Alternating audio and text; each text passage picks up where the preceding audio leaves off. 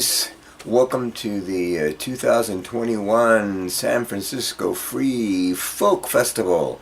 And in this lesson or workshop we are going to study Django's tune Belleville.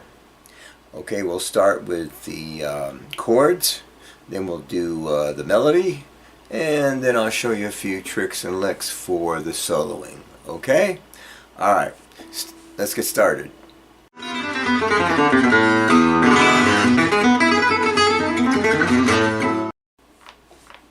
Okay, here's the chords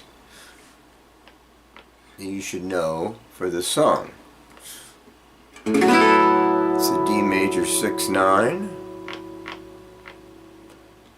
a B minor 7,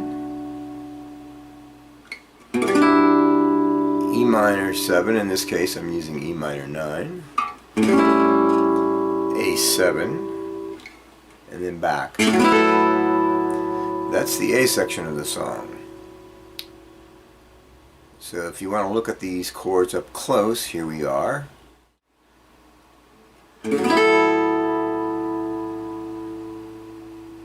D7 6/9, B minor 7, or made like this, E minor 7, which is in this case going to be E minor 9, and then an A7. You can also use A13. Okay, back to the D major 6/9. I will supply a link to tablature for this tune and the chords. So if you can't quite tell what I'm doing from this video, and you can check that other one out. Okay, check out that link. Okay, now let's take a look at the chords for the bridge. The bridge starts with an E minor 7 flat 5 or a G minor 6, and then back to your D major 6/9. Then it goes to a new key. It goes to F sharp, in this case F sharp major. I'm going to use an F sharp major 6, and then we're going to go to a G diminished. Then we're going to A flat or G sharp minor 7, and then to a C sharp 7, and then back to the F. And the turnaround chord from that point is A7. Now that completes the chords for the entire song. Let's look at those chords up close. So here's the E minor 7 flat 5. That also is a G minor 6. Same set of notes. Again, you can refer to the chart or the tabs that I will supply. Then you have the D major 6/9 again. Now we go to the F sharp. Now I'm playing an F sharp major there, but F sharp major 6 will be good. G diminished, A flat minor 7 or G sharp minor 7 if you want to call it that. And then we have the C sharp dominant, C sharp 7. Technically, if you're in the key of F sharp, then you got to use all sharps as your references. And then we're back to the F sharp major 6, and then we go to the turnaround chord A7. Sometimes somebody will use, which is an A7 sharp 5 augmented dominant. Back to the D major 6/9. So those are the chords for the bridge. Okay, so let's play through that chord progression. Okay, and we'll play it through it. You can refer to the chart. So we're going to count it off. A 1, a 2, a 1, 2, 3, and...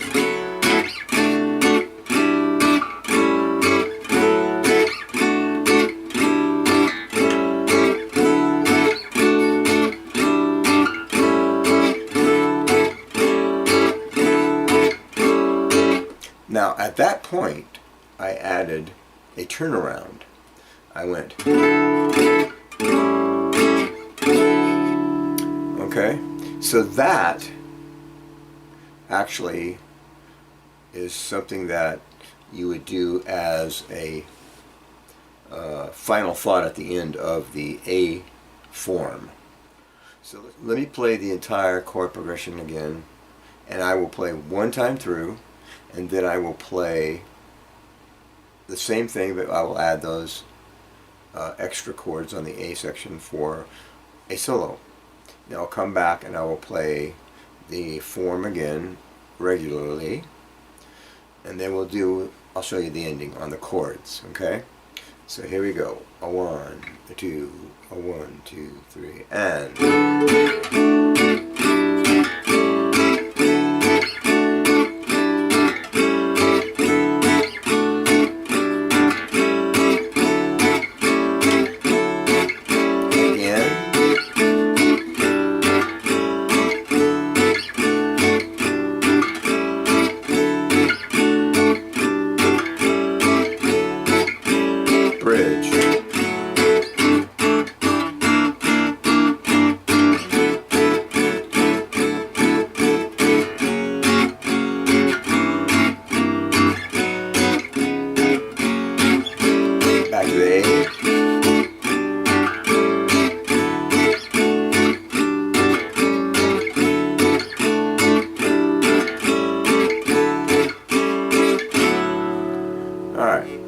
So you need to practice that. Practice those chords in slow-mo if you have to, and then you can do them a little bit faster each time. Try to use a metronome if you have one. Set it for whatever beat per minute that you can actually play, and you can always work up from there. Alright, so now that we've done the chord progression, let's take a look at the melody. Okay? There's also a chart for that, so check that one out. This melody is quite simple. Quite simple. It's simply a chromatic run from the D note, and that D could be on the 3rd string, or it could be on the 1st string, or it could be on the 4th string. And you're going to run it down chromatically all the way to until you get to the B flat, and then you're going to skip the A and go to an A flat, and then come back up to the A. Okay, so you have these notes.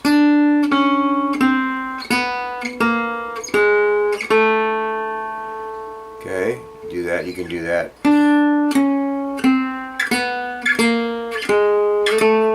Any string you want there.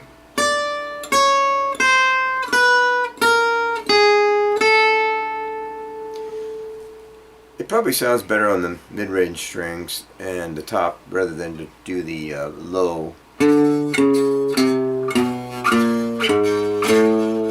mean, as far as the soloing, lead guitarist is concerned, staying out of the way of the rhythm player. So that's a very, very, very simple melody. Now, in the beginning of the tune, I used this set of chords. I played these.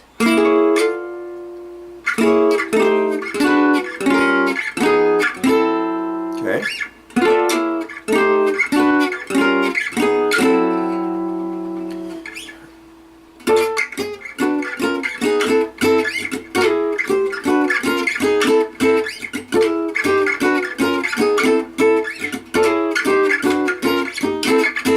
Now, playing those chords gives you kind of a chordal approach, obviously, chordal being chords, to the melody, because the top note is the note you would be starting on, the D. So you're running the melody on the soprano note. Okay, you might even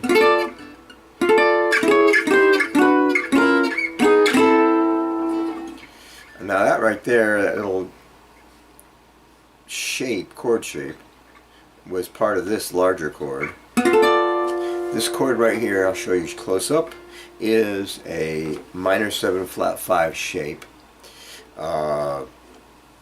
It also subs for a minor 6 chord, but you have to know which root you're using to imply that. So right now I have my first finger on the 5th string of the 14th fret, my 3rd finger is on the 15th fret of the 4th string, and then my 2nd finger is on the 14th fret of the 3rd string, and then my pinky is on the top on the 2nd string on the 15th fret. So that chord, if you're playing that, you should know this is the same as this chord we used in the song, an E minor 7 flat 5 or a G minor 6. So I'm playing that shape, okay, up here, and the only note that I'm concerned with is the top note in terms of making sure that I state that melody. Now, the rhythmic feel of the melody is not just straight, as you could tell from what I played. So I'm doing this. I'm sliding the first chord, and then the rest of them I'm picking regular as a regular strum. Okay, so this would be, and then the next one is going down a whole step here and sliding back up. Okay, so let's try that again.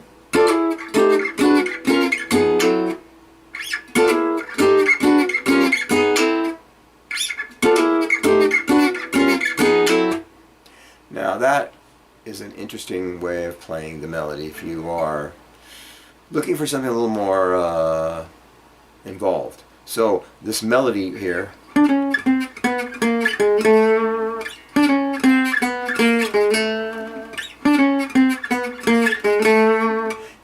finalizes with this, with an arpeggio, and it's the D major arpeggio. Okay, so you have the D, F sharp, and an A. And then the rhythmic feel of it is, so you're going to go back to the D, resolving it.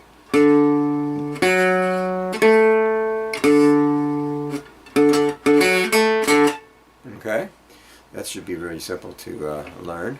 And then if you want to go add the extra little chord there, you can feel free to do that.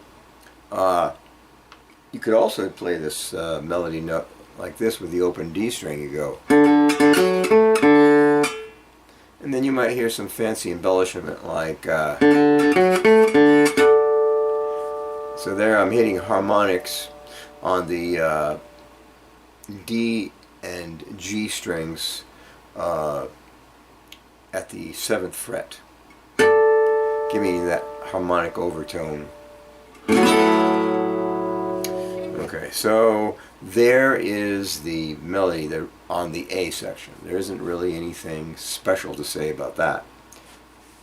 Now let's move on to the bridge. Okay, so the bridge melody is a little different, and so we're hitting. So when it goes to the minor 7 flat 5 or the G minor 6, whichever you wish to use, same notes. They have or they, meaning Django plays a little bit of a different line there. That is based off of a G minor and pentatonic major minor. You can call it either one because there's a slide in it. So you could have, there's your minor, G, B flat, a D, and an E. There's your outline of a minor 6 chord there. You can hear that. And that is the basis. But then he does this. So there's a little bit of a slide. I think I accidentally played that note and that's not in there. So what we have here is a slide into the G. Okay? That's your first phrase over this.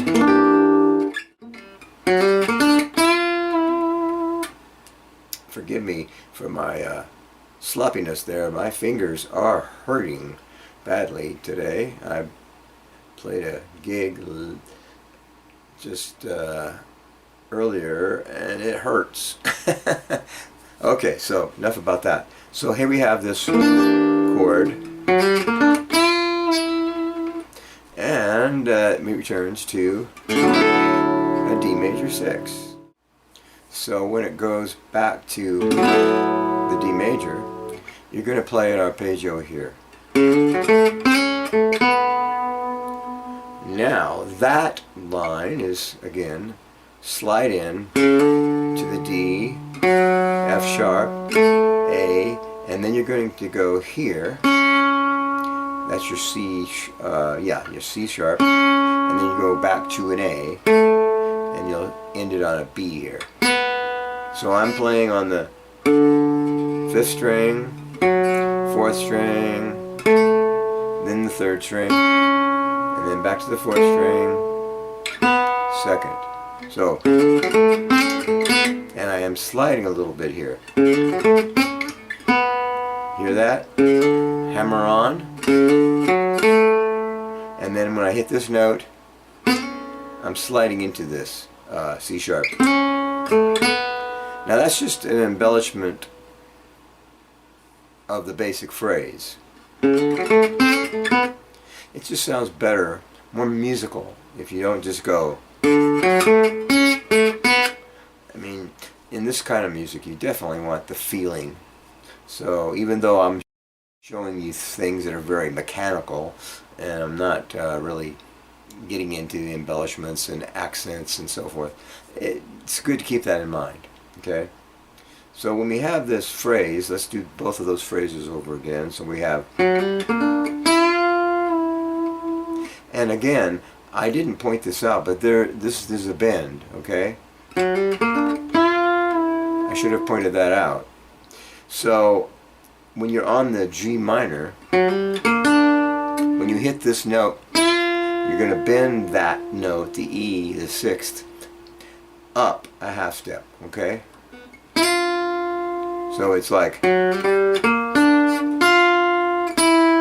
that's just the pure notes. But you want the feeling in there, so you're going to slide and then you're going to bend. Okay, you can do a little vibrato there because you have a little bit of time. Okay, then we got back to the D major. Okay, so you practice those, because if there's the embellishments and so forth, you want to get those right.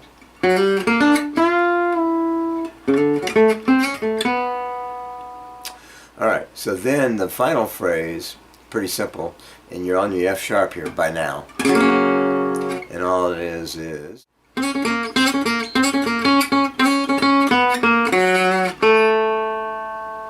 okay, there's the phrase over the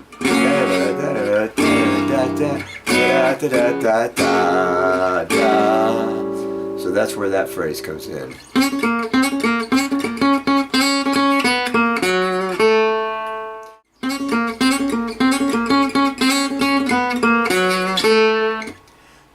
notes. You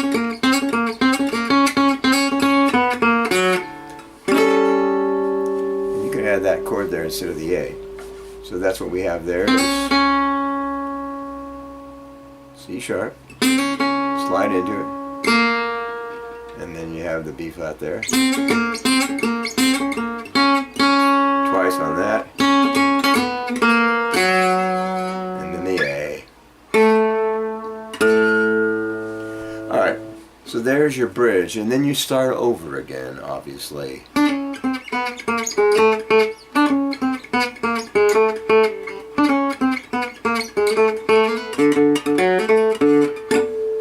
Now, let's embellish the melody a little bit. We did some of that already on the bridge part of it. I didn't embellish anything on the A section except for this.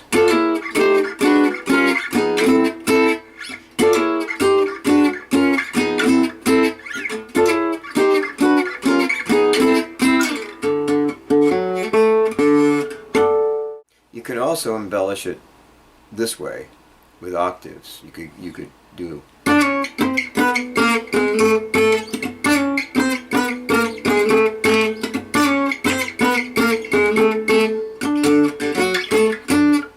so if you can learn how to play octaves, which on the set of strings, I'll give you a little instruction here, just temporarily, an insertion of material here. This is when you play the octaves on the lower strings. Like if you were on the 6th string, you would go to the 4th string 2 frets up for your octaves. You could probably know all of this yourself if you play guitar for a long time, and also if you've tried to learn your notes. So on the next set of strings, be the same thing. Finger, then skip a fret, go up, and go up a whole step.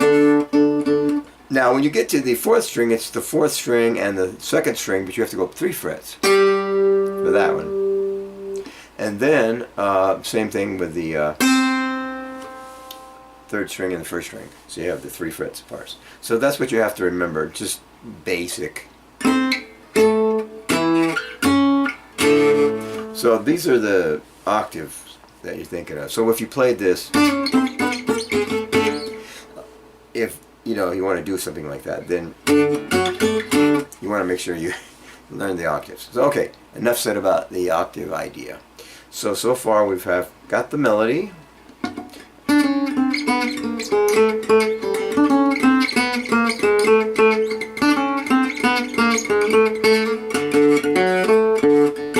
And it can be played the other way as well, etc. Okay? Once we have that down and we have the bridge down here,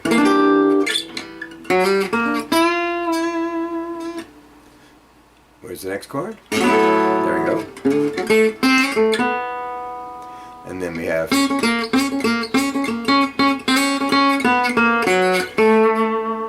then we're back to that.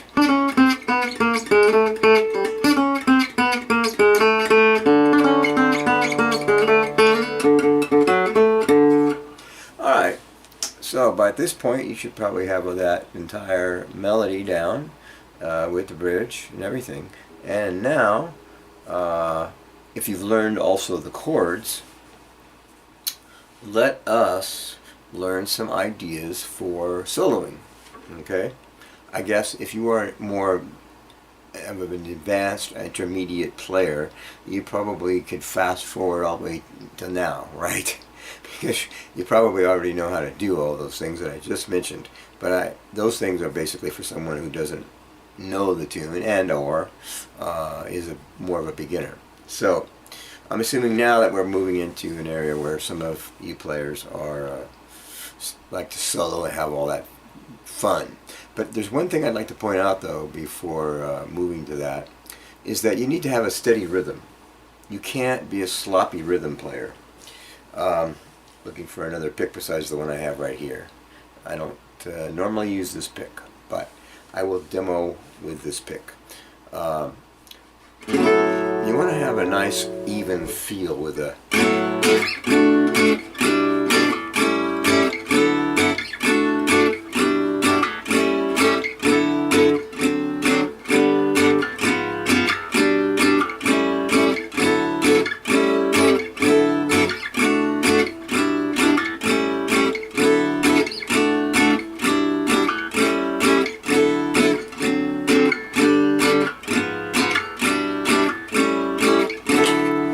played the part that we would probably use if we were soloing. Okay. Now, having said that about the steady rhythm and then playing the other jam chords there on the A section, I want to point out that when you are playing this rhythm, these are all very simple rhythms.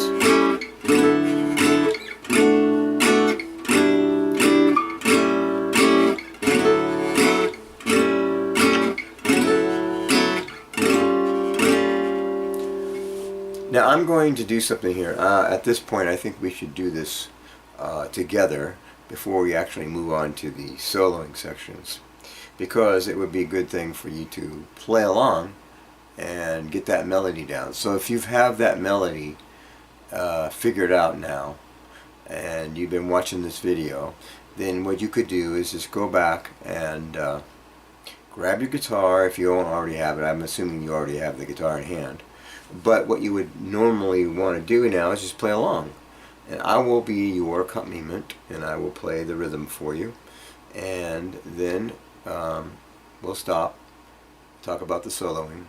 We'll come back, and we'll do the rhythm. I'll play the rhythm for you again, so you can add those licks. And at the very end of the video, we'll do the whole song together. Okay? Now, let's try the rhythm section on the song, and you can be the person who plays the melody. Okay? So I will play through this, perhaps, let's say I play through it 3 times so that you have something to work with here on the chord progression. And if you're playing the rhythm yourself now, just learning the rhythm, then go ahead and play along with me as I'm playing it.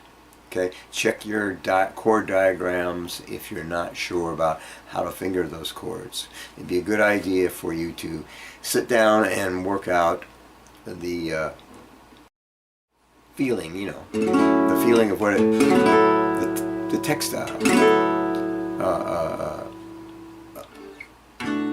I don't have a word for what I'm trying to say to you, but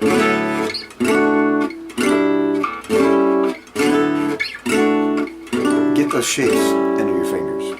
Okay. Now we'll do this slow. I'm not going to play this super fast, although a lot of times when I've played the song in my band, we play it rather uppity. So here's the slow version, and let's try this together. Okay?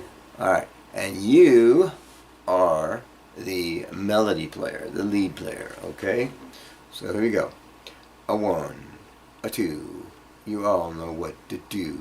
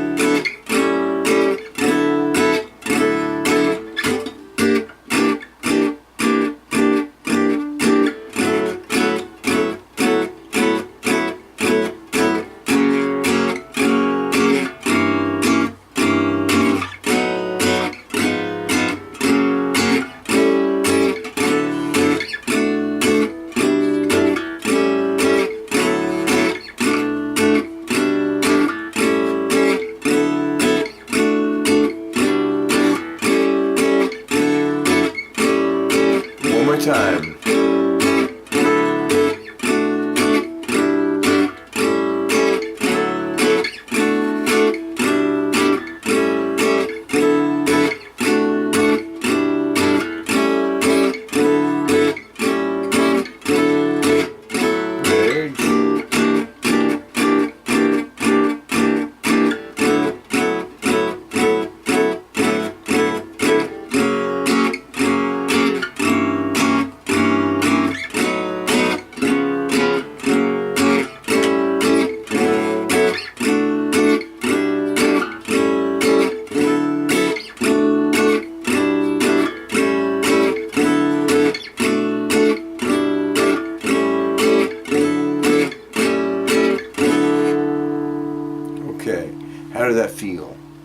Bruce Lee would say.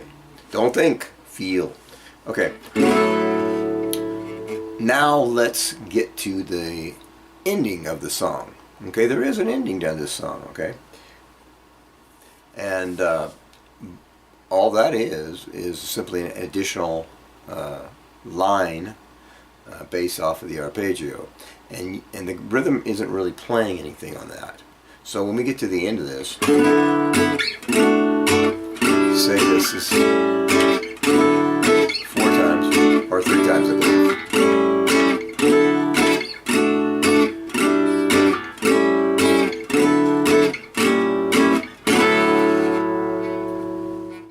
So when you're done playing the chords, you don't have to do anything. But there's a solo person, obviously. The person who's playing the melody is what I mean. And they're going to play something a little bit extra here.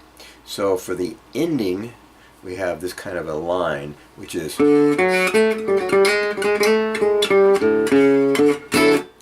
Okay, now that, let me show you that up close so you can see what that is. Okay, so this last ending starts with that arpeggio, and then we have that little line, the little line that goes like this.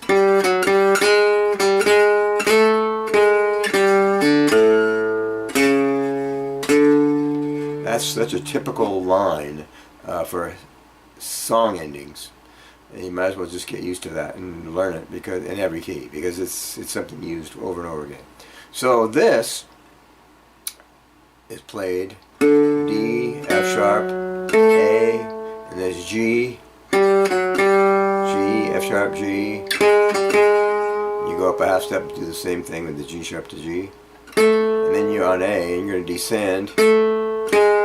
Now, right when you get to here, this is a guitaristic approach to playing those notes rather than playing them, mechanically. And so what we're going to do is a little embellishment by actually pulling, after we play that note, we're going to let that note ring out the open D string. And then immediately after that, we're going to hit the A string open. I mean, we could go to the here, to the A, but that just doesn't, it's usually unnecessary and extra added movement when this one is so simple. Simple, right? And then you're on the C sharp to the D. So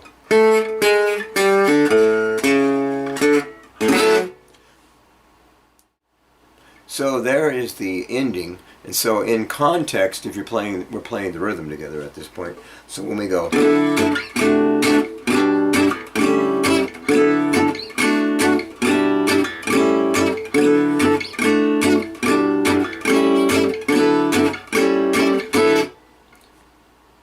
and then the person plays alone.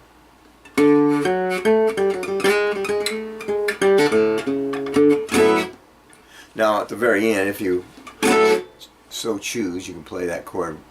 If everybody agrees, that's what's going to happen.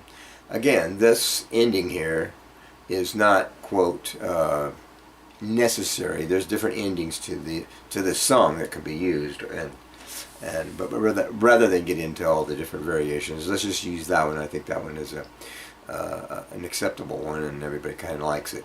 All right, so much for the melody, and then you playing the chords. So now let's see what we can do with improvisation on this. Okay, if you have followed anything that I've done at the San Francisco Free Folk Festival before, you probably know that I have this approach method, which is involving at least 6 different things. One would be triads, arpeggios, or 4 notes. We've got the scale approach, of course there's a scale, and we have pentatonics, and then inside of the use of scales, you've got sequence patterns, and you can have intervals, and people call some things that they put together as licks, but it's really not a lick. That's just a slang term for a phrase, a musical phrase that you can repeat over and over. So, and we will repeat some of these phrases over and over. So if you want to call it a lick, you can. It's just that some phrases are longer than others. And then chromaticism, of course. Okay, so we have those together, and that we can actually use and to create a solo, or create a line form, as would be a better term, over specific chords to the song, and others, of course, and those line forms are movable. So let's talk about some of them. So if we were using, let's say we're using the triad approach. Obviously this is a D major triad, so we could have a D major triad, right? But you have inversions of those, you know, along excuse me, along the neck. So you wouldn't play them as a chord, though. You want to play them independently. You want melodic rather than harmonic. You wouldn't go, well, of course you could do that every once in a while, you know, when you're playing like this. There are obvious times when that can be done, and it sounds good. But what I'm trying to get at is we're going to talk about these specific, excuse my language, I got tongue-tied, specific line forms. Okay, let's take each of these approach methods, and let's see what we can do utilizing them over the chord progression. The first thing,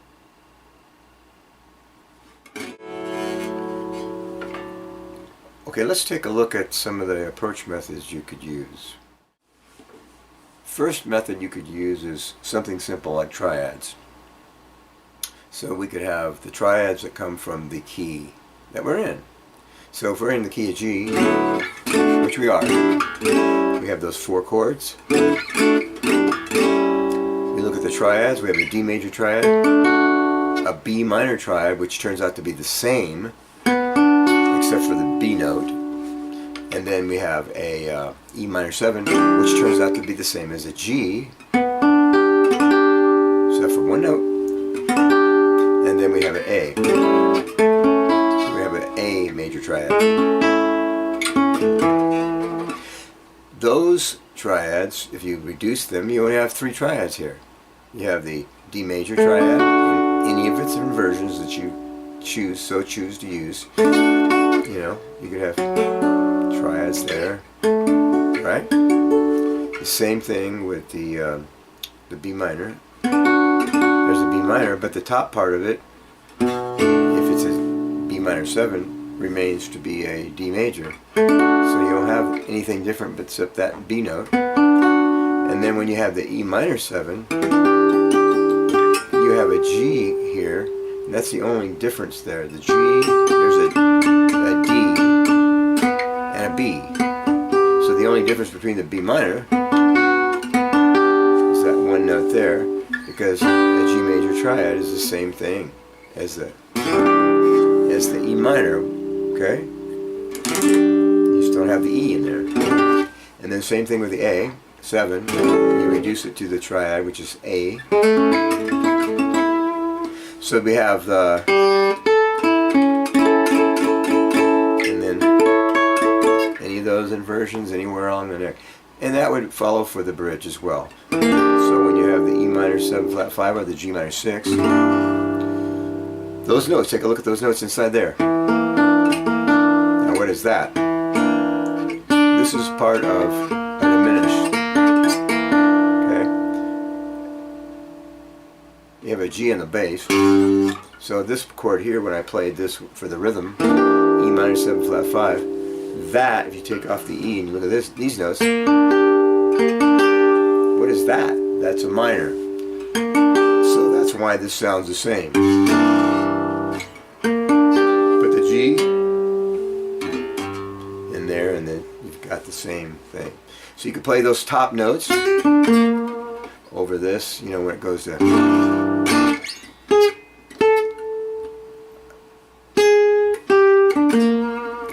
couple of notes there. I don't know why I did that.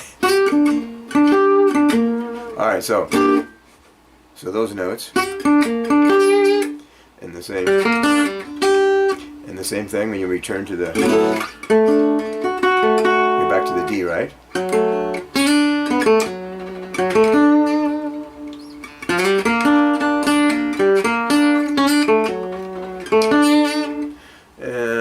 goes on and on. The ideas are can continue. Now that's G diminished. Look, I gotta look at the G diminished. What's in the side of the G diminished? Triad. What is that? Okay, you got a diminish there. But if you think of it with an F sharp in the bass, oh boy, what do you have then? You have an F sharp dominant seventh, but the note in the root is G. So basically, all the diminished triads, if you take, I should say, all the dominant seventh chords, if you raise the root, you're creating a diminished chord. And then of course that root right there can be placed on top, and once you do that, you end up with a full minor 7 flat 5 chord, but it's also a diminished chord. And diminished chords go by minor thirds, and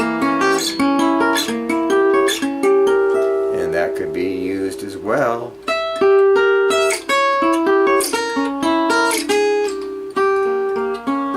And that could be used over this, over the diminished. It goes to the diminished chord, and then we get to the G sharp minor. Obviously, that same principle applies as we had before. We know it's a major triad with a A flat or G sharp in the bass, and then we have the C sharp 7. So obviously C sharp is C sharp, right? And it's can be used. So that's a really fast way of talking about triads. It should be done more in depth and showing each of the inversions, how they can be used. But this is a video just simply for the song Belleville. It's not to analyze triads right now. So anyway, the first method was triads. So obviously if you're going to extend that, you can move into arpeggios, okay? See, arpeggios would be the same, but they're 7th chord tones. So obviously on the D major, you've got the D major. So obviously that is a usable arpeggio. And then to the B minor, which is, again, all these principles are apply, whatever applied to the triads, apply to the 7th chords. You know, you have that's your B minor 7. You have, of course, your E minor 7.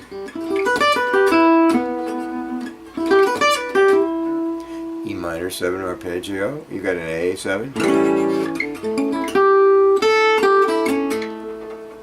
A7 arpeggio. Same applies out here, except for the fact that these chords move kind of in a upward motion. Resolve. So you could use the F major. I said F major, I meant F sharp major. And that would be a 7th, so that would be an F major 7. And then on the diminished, that right there is part of your B minor, is it not? So, but you would be playing. You could think F sharp and put the G in there instead of the F sharp, you know. And that note there, E, is the flat 7 of the, excuse me, it's not the flat 7, the chord that we're on is a G diminished, so that note right there is part of that chord. It's the flat 7 of this particular chord, the G diminished, sorry. And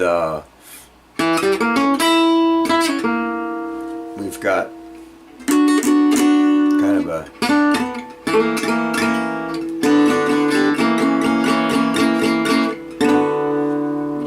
I better not get off on the idea of leading tones there, or we'll never get this lesson workshop finished, right? Okay, so, and then of course that one. And then there's your arpeggio for that. So we have a set of arpeggios that follow the chords. And of course, if you want to use arpeggio substitutions, now that can get kind of complicated, because then you have to think of the chord degrees and understand how they work. And a quick, real fast rule of thumb, mark it down, write it down, come back to it another time and study it. But the one chord of any key can also be substituted for the 6th chord or the 3 chord. Okay?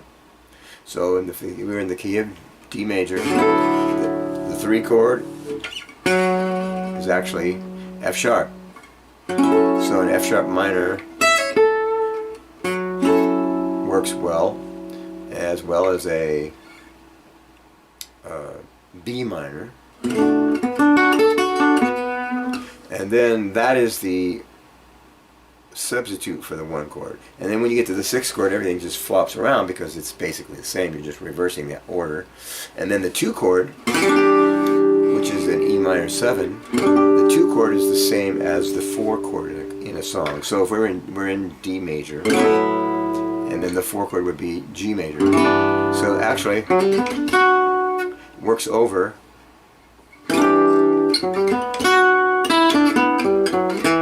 how that works. The 4 chord arpeggio would work over the 2 chord. And then when you get to the 5 chord, there's probably 4 options here, but it's not necessary to outline every one. You don't have time to do that. But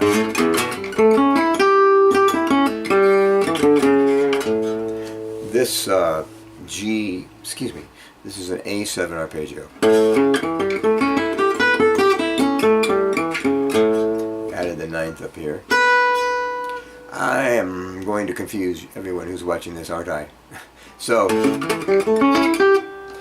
the A7 arpeggio, there's substitutes for that, but they're all locked inside the chord. So inside the A7 chord is a C sharp, a C sharp half diminished, or C sharp minor 7, flat 5, because I'm starting on the 3rd of the A7. I could go to the 5th of the A7, E, so we'd have E, G, this C sharp, not C sharp, B, and a D, and then we could also have that G.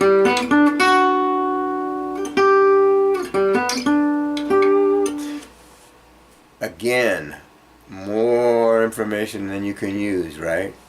And so forth. That it even applies to this. Another one to this. Another application here. Another application there. Oh my goodness. We have so many. But that's your basic arpeggios. And like I said, the scales. It's very simple. You're in the key of D major. You don't have to go and play a bunch of different modes. It's just D major.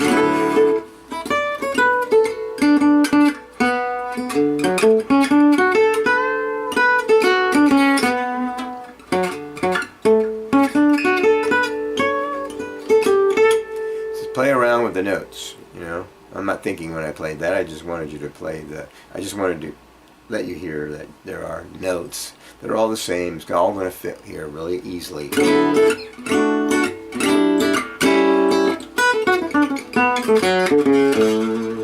So you can play around with that, and you don't have to go to all the modes. If you're going to do the mode thing, then you have to start thinking about D major, which is the Ione, which is the same thing as what we just played, major. We have to start thinking about B minor, what's that? Oh, that's mode 6, so oh, that's Aeolian, ooh. And then E minor 7, ooh, what's that? That's the 2 chords, oh, that's E Dorian. And then the A7 Mixolydian, you know?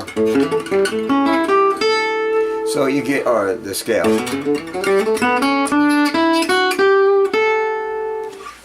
So you got all those, and down here the same thing, same major there, and there's a diminished you can play. You can get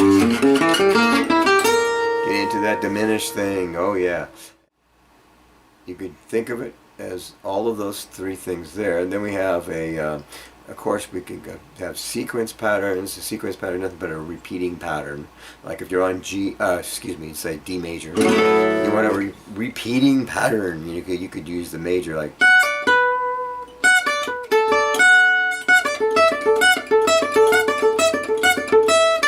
Works over. See what I'm saying? It's very simple concept. There's one too.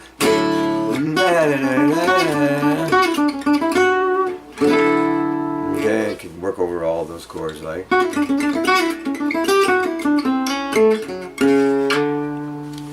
Okay, so finally the chromaticism. This is where I think everything is really cool and hip. I left out the pentatonics. I knew I left out something. You guys love pentatonics. So over the pentatonics, you're going to, in order to use the pentatonics properly, you want to be able to understand the chord substitutions. So again, when I said the one chord can be substituted with the with the 3 chord or the 6 chord, that means your pentatonics could work over that. So what pentatonics? You got major pentatonics, you got minor pentatonics. You also have a major blues pentatonic and a minor blues pentatonic, which means you're adding one note to that scale. So obviously people who play this E major like that, and they know they can substitute an A minor over it. See? So they're playing right there, they're playing. At that point, I've stopped on A. But it's an F sharp minor pentatonic, because the F sharp is the 3rd of the chord. Same applies to the 6th chord. But you have the second note here. If you're over a D, and you put that note in there, you're implying a 9, and they're implying that this chord is a 9. Add 9. All right, so pentatonics. You just have to understand how they work with the scale substitutions, or the harmonized scale. The last one is the chromaticism. So anytime you have the chromaticism, you would inject those notes that are not of the scale. You inject those hopefully on a weak beat, not a strong beat. So if I were playing if I was on the D major and I was playing something chromatic, obviously the melody is chromatic. So you want to be able to inject it inside of a scale form, or perhaps an arpeggio would be applicable. So if you were playing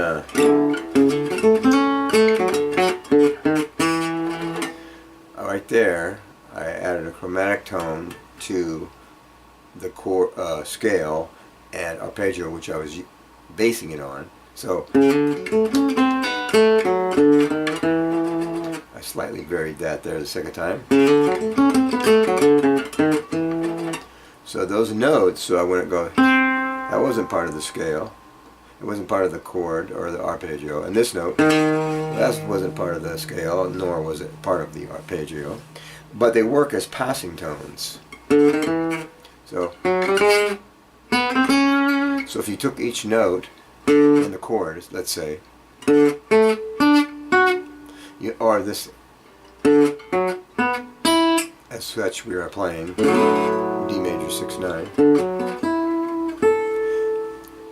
Approach tones is what they would become. Approach tones. Approach tones is where you use chromatic notes or scale notes. Either they occur a step above or below, or usually they're a whole step above and a half step below. It depends which chord you're centering on. But this is a technique to make something sound interesting when it's basically the same, white bread that you've been using. So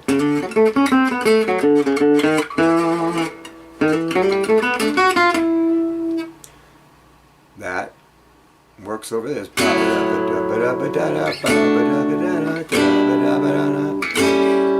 And like if you're on this chord,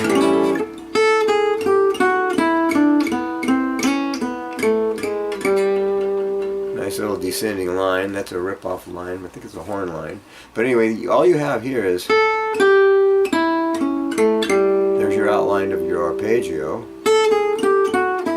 This note here, the sixth, is part of the scale. We're not using it in the chord unless we play A7, 13. So, but we're adding this chromatic note.